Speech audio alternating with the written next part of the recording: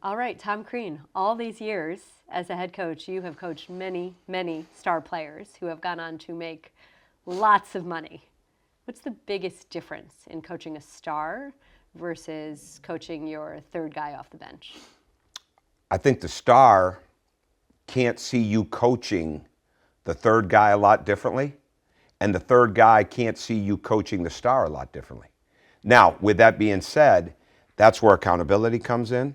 Everybody's got a different role. There's no doubt about that. But they got to be accountable to the role. And I think no matter where you're at on a team, you have to get them where you think they can go, right? And you can't put a ceiling on it. And I think when it comes to greatness, when it comes to stars, you have a responsibility as a coach.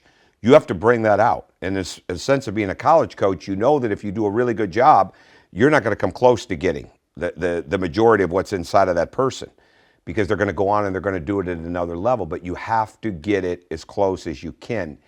And I think the biggest thing with players is they will let you coach each other differently if they know you're not giving in, and you're not giving in, if you're not allowing privilege to come in, right? Responsibility, earning it, all those different words. But the moment that you start coaching somebody that they are privileged, or they feel they're privileged, and you allow that to happen, now you're going to lose. You're going to not only lose the third guy on the team, you're going to lose people in the middle, and you can't do that. So what's that? So we talk about this all the time. Fair does not necessarily mean equal. Mm-hmm.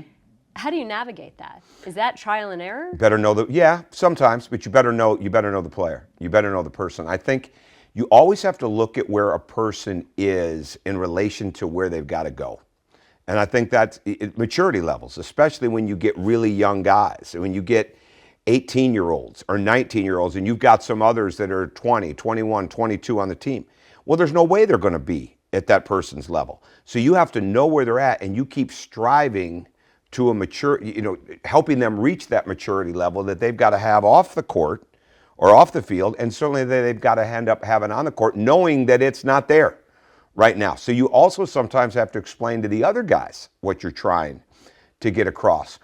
But I think you have to, it's like turnovers, right? When somebody has got high risk, but there's high reward, you got to work with them to understand, okay, we might be able to get away with this turnover-wise, and I can maybe make this better, but I got to live with this a little bit. When you've got somebody that's just trying to take the game into their own hands, they're not putting winning at much of a premium.